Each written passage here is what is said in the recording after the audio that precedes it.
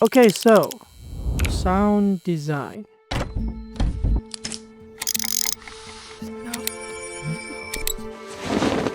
It plays a huge part in building your world and how the viewer experiences it. You can do this by adding or taking away.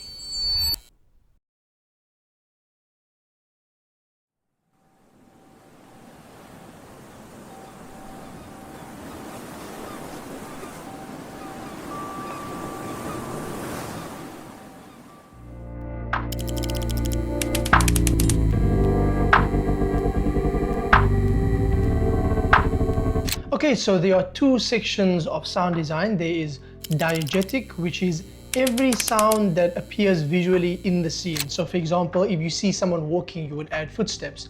Or if you see someone opening a tap, you'll get the squeak of the tap, then the water that comes afterwards.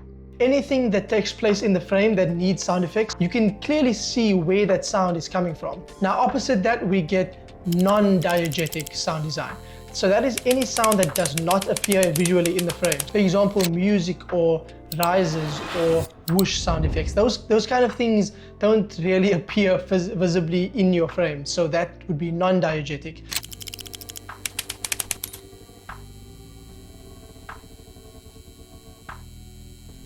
Okay, so for the intro of this short film that I'm showing you here, I didn't just want to have the film start. I kind of wanted the viewer through this intro to immediately know the feel of this world and what type of short film this was going to be.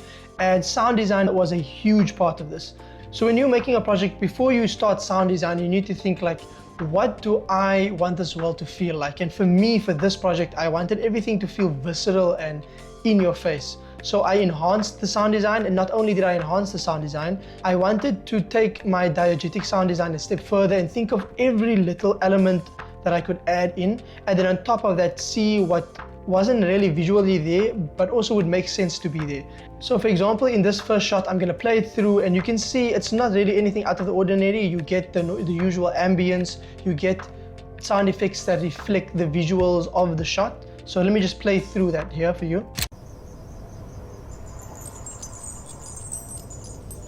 So we can see that, oh, the wind is slightly moving the curtains, so we would obviously need wind. It's nighttime clearly, so we would need nighttime ambience. And we also need to kind of enhance the visuals of the curtain. We want to kind of showcase, oh, this curtain is moving. So what I did, let me go into my timeline here so you can see. So when I come here to the actual two sound effects that I used for the curtains, it introduces another element that I wanted to talk about. It's that your sound effects don't actually need to come from the same objects that appear in your scene. So for example here, for the curtain moving, I'm actually using metal chain sound effects, not curtains blowing in the wind sound effects. And that is because when I checked online, I couldn't really find any satisfactory sound effects that matches that. So I boiled it down to what can I use that can actually just enhance the movement that I'm seeing here with the curtains. So I found metal chains to kind of match that. So you can hear here. I also found that the metal chains clinking together had a very ethereal effect, and that's also what I was going for. I was going for this very ethereal, otherworldly feel to the world, and that kind of introduces that with this metal chain. It's almost like magical clinky sound effects. And speaking of disturbing, that leads me to how I transitioned from this scene to the next one. And this is where we have the non-diegetic special effects sound effects. This is also why genre is important as well. Since this is a horror / psychological type short film, I can get away with using this crazy over-the-top transition sound effects. So I'm going to break down this as well. So another thing you can do is stack sound effects. So for example here, a shortcut that you can use to get a whole lot of different sound effects is to take an existing one and to reverse it to see how that sounds. So for example, this sound is actually a bell reversed. This is quite a common sound effect that you see a lot of people using in films and in YouTube videos, and all they did was just reverse that sound effect. So experimenting with reversing different effects and stacking effects, as you will see now, is also very important. So all I did here was, these are different clips of me just saying a few things, and then I just reversed them and stacked them to get that weird kind of horror voice sound effect. And while I was experimenting with stacking sound effects, I found this drinking sound effect. So let me just disable my voices and let me just show you how that sounds. It's very weird, but when you actually stack it with my voices, let me disable that so you can hear the voices. Enable the voices. That is just me saying different things and then reversing the voices. And then I just stacked it with this one, with the drinking sound effect. And altogether, through experimentation, it made this cool transition, because let me show you how this transition would feel without that sound effects.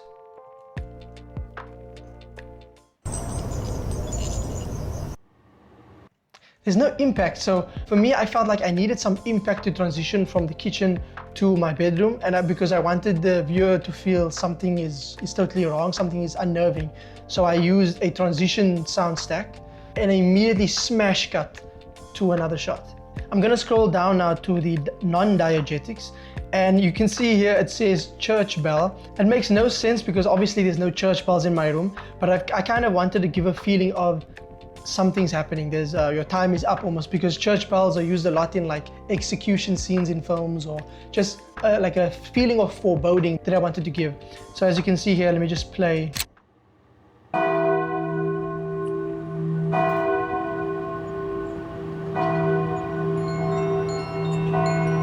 It gives a feeling of something bad's gonna happen. And I wanted to keep on this momentum of this weird feeling, so I found chime bells, which is not as heavy as the church bells, and it kind of just kept adding to this ethereal feel. It's like little bits of textures. You don't just add textures and build worlds with visuals and lighting. You can also do this with sound design. So as you can see here, the combination of the chime bell with the church bell kind of keeps on this momentum of something bad is happening.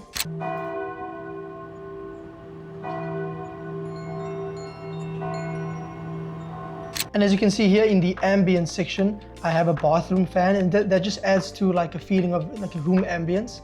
What you'd normally do is you would go to your room that you are filming in, or the scene that you're filming in, and you would record room tone, which is basically, if there was no dialogue, this would be how your room would sound, so room tone. I didn't record that, so I just found a bathroom fan, and I kind of felt like it would fill the emptiness of the room with some sort of tone or room tone. So in this section, the character or me wakes up, and I kind of wanted the viewer to connect me waking up with needing something. So I thought, okay, normally humans, when we are hungry, our stomach grumbles. So this is kind of a mixture of diegetic and non-diegetic, because you can't really see your stomach grumble, but you're adding it in there anyway. And that's another way of just conveying something to the viewer. Like, how do you convey that the character needs something? Oh, in this case, he's actually thirsty, but when it comes to the themes of my short film, it kind of makes sense to actually convey that he's hungry rather than thirsty. Even though later on in the dialogue, I say thirsty, it makes more sense to actually convey that he's hungry, that I'm hungry. So I added 2 stomach growl effects. As you can see here, it's not just a simple stomach growl effect, and this goes back to what I said about stacking. I kind of wanted my stomach growl to kind of wake me up, so my hunger wakes me up. So in the next shot, you can see my eyes open. So I wanted to, like the previous section where I showed how I made a transition between shots with sound design, I wanted to do the same here, but I kind of wanted to use stomach growling and something else to join the shots. So I'm going to disable everything, and I'm going to show you layer by layer what I did. So I'm going to disable this, this, this, and this. So first of all, let's do the first stomach growl effect. I'm actually going to disable everything besides that, so that you can see what is happening, so you can hear what's happening. That. Okay, so just listen to this. So now you're probably wondering, that was very light and very muffled. Why did I add that? So let's go back to when I talked about stacking. So what I really like to do is I like to take an existing sound effect or an initial sound effect, and I like to add power to it by muffling it and adding a bit more bass. I find that taking an existing sound effect and muffling it and adding that as a background to your existing sound effect adds to the overall effect of that sound effect. So for example, this one, it's almost like bubbles coming from like the deep ocean. It's not really like a gurgling sound effect, but it subtly adds more power to the existing sound effect. So let me disable that one, and you can hear the actual stomach growl sound effect. That's much more in your face, that's much more evident. But what this one does, It's very subtle, but it kind of adds layering to your sound effects. It's not just a simple flat sound effect. It's like lighting, where you have this chiaroscuro, you have this bulb between light and dark. And what I like to do is do that with my sound effects. I don't just have a flat out, evident, here's the stomach growling sound effect. I like to add this layer. I don't do it all the time, but eventually with enough experience, you'll know when it's needed to kind of add that extra layer. So let me show you with and without. So this is without again. And this is with the extra muffled layer. So let me just make it slightly louder so you can hear what it's doing.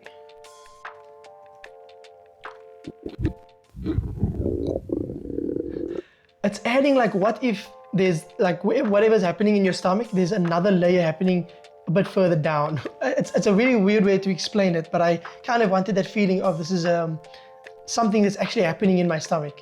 So I didn't feel like the initial sound effect was enough.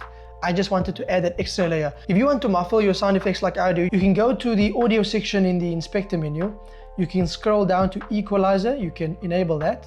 And then you go to B6 over here, you click on that, and then you just drag it all the way down. The more muffled you want it, the more you'll drag it on in this direction. I made it louder so you can hear what's happening. Okay, I want that more muffled, so I'm gonna take the 6 and I'm just gonna drag it more this way. It also makes it a bit fainter, but as you can see, it's way more muffled now.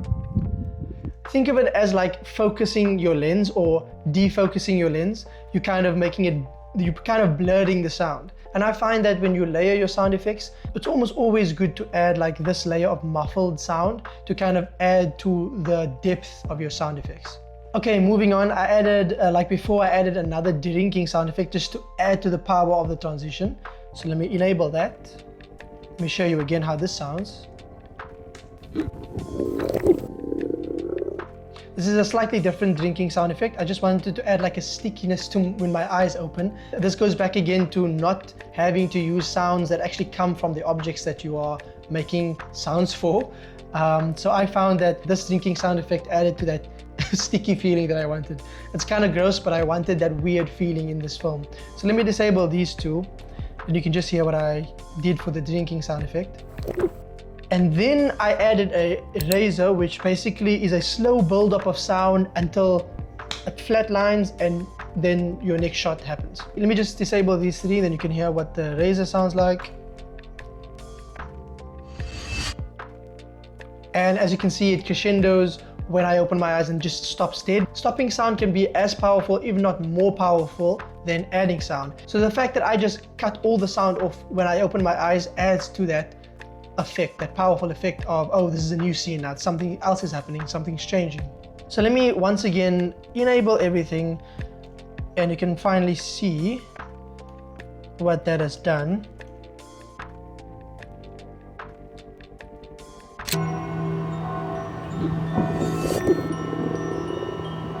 It's all very subtle, but as you can see all the layers that went into building that. A lot of the times when I see someone that's new to editing, edit like a scene, they're always confused with, I'm adding these effects, or I'm adding a sound effect that matches, I'm adding all the Foley that I need, or the diegetic sound that I need. Why is my film or my scene not hitting the same notes that similar scenes in other films are able to hit?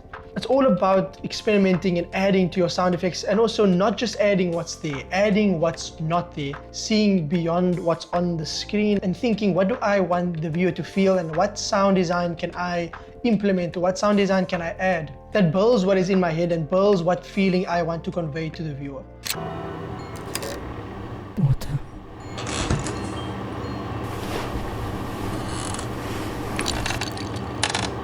As you can see, even the smallest movements, I thought, okay, if I slightly tilt my head, it kind of makes sense that I can hear the bed creaking, and I want this visceral cause and effect feeling throughout this film. I want every movement to kind of have something that adds power to it, so I can do this with my sound design. So even when I tilt my head here to kind of look at the glasses on the table, I added bed creaking sound effects because I'm on a bed, it makes sense. It is embellished, it is a bit over the top, but it works for what I want the viewer to feel in this film. Everything is crispy, everything is textured, it adds to the visuals so much. And as you can see also, the effects leak into the next shot and it adds to the smoothness of the movement. So as I tilt my head to look, and also at the same time I decide to sit up to kind of get a better look at the water, the sound effects that blend together these two shots add to the smoothness of the transition as well. Water. You can see even with the internal dialogue in my head, when I say water, Water. it doesn't sound exactly normal because, like I said, I want everything to feel unnerving. And what I did here was I stacked the same dialogue on top of each other. So I'm going to just disable the bottom layer. Water. That's like the normal layer. That's the A layer, the main layer of dialogue that I have. And let me just disable that. And I'm going to enable the other layer. Water. Water. You can hear it's slightly pitched up, so a bit thinner, and that's the reason why I'm doing this is because I want to have kind of a doubling effect where there's the main layer of my voice and then there's a slightly thinner version of my voice. So what I did here was I went to the audio section of the inspector and I went to pitch, and I just pitched it 2 tones up. You can see if I pitch it down and I play, ooh, that was actually cool. Wait, I can actually add that to the stack. Let me make it a bit less pitched down. Very, very unnerving. And that's what I actually should have done this in the original. It's very weird. This is how people get this out of this world voices. That's how they do this. They stack the voices. And you can do this with anything, any sound effects, any kind of, as long as you get what you want, the feel that you want. You shouldn't be boring with your sound design. You should always try and experiment. That sounds very weird, but I like it. That's with everything added. And then for the rest of the intro, it's basically the same. You can hear, let me walk you through it. There's the movement, and you can see movement in blanket effect. There's a door creaking effect. Like I said, again, it doesn't need to match. This is not a door creaking, it's a bed creaking, but I felt like this effect that I found matched the movement the best for me. And finally, I just want to go back to this section here. When I pick up this glass, this is actually one of my favorite sound design sections in the short film. I want this action of me taking this empty glass to feel uncomfortable, to feel like it's actually happening in the frame. So the first thing is obviously I'm moving clearly in the frame on a bed. Disable the rest of the sound effects. There we go. And then obviously I'm moving on a blanket, but I'm also moving the bed frame. So I added door creaking. Okay, so what is happening here? So you must think as the editor, what is happening here? So I'm grabbing a glass. I'm not just grabbing a glass, I'm grabbing a glass with ice blocks in it. So that's ice blocks. I'm not only doing that, I'm also moving the wooden table that it's on. So there's 3 layers of thought here. I'm grabbing a glass. The glass has ice blocks in it, so it will jiggle around. So that's sound effects. It's clearly moving the table. That's also sound effects.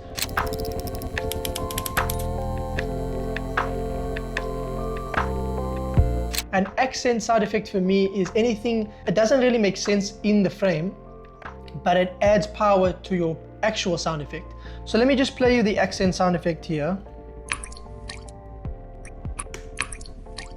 Obviously, an accent sound does not make sense at all alone, but when you add it to the actual diegetic sound effects, it adds more depth to the sound effects. Sound is an amazing way to allude to something else happening, something more happening. Just how light in the distance adds what happens beyond your world, what could be happening outside that window. There's some beautiful light coming outside a window. You can also add birds in the distance. You can also add all these sounds that kind of allude to what's happening outside. So I like to add accent sounds in almost everything to kind of add depth and more things going on in the frame that you can't really see. So that simple drip sound effect doesn't really match the frame, but it adds to the layer of what's in the glass. So let me play the ice. I'm gonna add the ice. You see how together it makes sense because you're adding the ice jiggling around, but you're also adding the water sound effect, because clearly, as you can see here, there's a little bit of melted ice at the bottom making water. So it makes sense to add that slight water sound effect. So let me just show you the ice sound effect alone. It works, but I wanted to add something more. I wanted to add more information. Adding accent sound effects or just adding layers is almost like adding detail to your frame. So here again, this is with the accent sound effect. It's like a silent hero of the sound effects. You won't really notice it, but if you don't have it, you will definitely notice it. And now let's add everything else. Let's add the ambience, let's add the table moving, and then you'll see all together what this makes.